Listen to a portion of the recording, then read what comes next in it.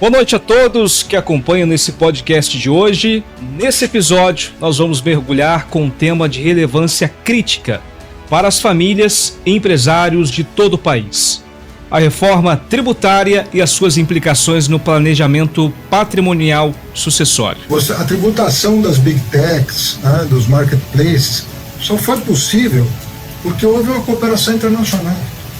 Se algum país imaginar que vai resolver esse tipo de injustiça sozinho, ele vai acabar sendo prejudicado por uma espécie de guerra fiscal. Bem, nós temos muita coisa aqui, doutor, e acho que vamos começar então perguntando e fazendo essa introdução sobre a questão desse tema. Você pode nos introduzir a questão desse conceito, né, do planejamento patrimonial sucessório e por que ele é importante para as famílias? Olha, eu diria que o planejamento patrimonial e sucessório é uma receita de como você ter mais eficiência e principalmente na parte da gestão desse patrimônio e principalmente na parte também da gestão fiscal. Como é que você vai economizar em tributos na hora de você fazer a transmissão desse patrimônio para as próximas gerações. Então, basicamente, né, nós, os profissionais que nos dedicamos a essa área, a gente estuda, né, as formas, as maneiras de a gente fazer esse planejamento, né? Claro que tudo isso vai dentro de forma legal, se utilizando de ferramentas legítimas, né? Que vão te ajudar a reduzir impostos e a ter mais eficiência na gestão desse patrimônio. É basicamente isso aí. A gente falando assim de uma maneira bem genérica, bem simplória, né? É mais ou menos essa ideia que a gente quer transmitir. A gente vai falar sobre muitos temas e muitas tributações, né, que estão ocorrendo por aí no novo governo. Mas assim, antes disso, eu queria entender, doutor, sobre a questão dessas implicações na reforma tributária. Então, assim, quais são os principais aspectos da reforma tributária que pode afetar nesse planejamento patrimonial e sucessório? Bom, a reforma, ela foi dividida em várias etapas, né? Então, o Congresso, o ano passado, em dezembro, a gente já aprovou um primeiro pacote desse aí que trata principalmente dos impostos sobre o consumo. A gente pode hoje dividir aí o sistema de tributação em pelo menos 3 grandes áreas, né? Vamos colocar aí consumo. Vamos colocar aí renda e vamos colocar aí também o patrimônio. Tá? Consumo, então, renda e patrimônio. Isso. A gente poderia dividir basicamente nessas três grandes áreas, né? Perfeito. A primeira etapa, que é a tributação sobre o consumo, né? Sobre a venda de mercadorias e serviços, isso daí já foi aprovado no Congresso. Tá? Então a gente vai basicamente aí, a ideia seria transformar 5 em 2, depois a gente vai ver que não foi bem isso. Sim. Não foi igual prometeram pra gente. Exatamente isso.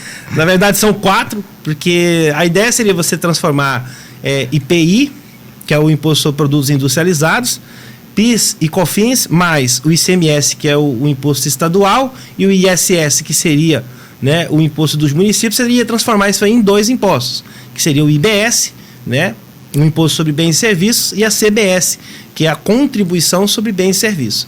A CBS seria da União e o IBS seria dividido entre estados e municípios, né? Só que na prática não é bem assim, porque depois acabou aí sendo acrescentado a essa lista aí o imposto seletivo, que o pessoal apelidou aí de imposto sobre o pecado, e mais a contribuição dos estados. Então, basicamente a gente tinha um modelo que seria de você pegar 5 e transformar em 2. Na verdade não ficou bem assim, ficou 5 em 4. Ok. É um pouco complicado, né, assim, porque virou uma bola de neve em alguns aspectos e a gente vai tentar diluir isso aqui durante o nosso programa. Doutor, eu queria saber um pouquinho sobre a questão do impacto. Acho que tem muitas pessoas que também sofrem e tem muitas perguntas referente à questão dos impostos sobre as heranças e sobre as doações. Como que a reforma tributária, essa proposta, por exemplo, influencia nesses principais impostos, tanto para heranças e tanto para tributações? Existe uma mudança específica que nós deveríamos estar cientes a partir daqui? Sim, eu destacaria pelo menos em duas situações, tá? Eu colocaria aí principalmente as pessoas que têm patrimônio no exterior, tá. E aí nós tivemos uma mudança bem sensível nessa parte. aliás, já está valendo, tá? Porque com a entrada em vigência da emenda constitucional, da emenda constitucional que aprovou a reforma tributária, o que aconteceu? Antigamente você tinha a previsão da cobrança, mas não tinha a regulamentação por meio de lei complementar. Perfeito. Só que aí agora, eles colocaram essas regrinhas aí no próprio texto da Constituição. Tá? Então, inclusive, isso aí tá até gerando alguma polêmica, porque alguns ainda defendem que necessitava da regulamentação por meio de lei complementar. Mas alguns juízes estão aplicando ao texto da Constituição o mesmo tratamento que foi dado lá atrás, quando da entrada em vigência da Constituição de 88, que existia lá o ato das disposições constitucionais transitórias, que são chamadas aí as regras transitórias, né, do texto constitucional, e aí eles estão aplicando essas regras de imediato. Aqui em São Paulo mesmo, nós já tivemos decisões nesse sentido. Eu tive a oportunidade de participar do congresso o mês passado lá em Vitória, no Espírito Santo, e até um auditor fiscal daqui do estado de São Paulo, que é o Jefferson, ele é muito conhecido aqui nessa área, escreveu vários livros aí nesse tema, principalmente na parte do ITCMD, e inclusive abordou esse tema lá e falou de maneira bem aberta com a gente, indicando inclusive que alguns juízes já estavam aplicando essas modificações, independentemente da existência de lei complementar. Perfeito. Tá? Por quê? Porque estão entendendo que a partir do momento que essa alteração passou a constar do próprio texto da Constituição, então não necessita mais, né, de regulamentação por meio de lei complementar. E aí a gente está falando aí basicamente da regra quanto à tributação em razão da situação do bem.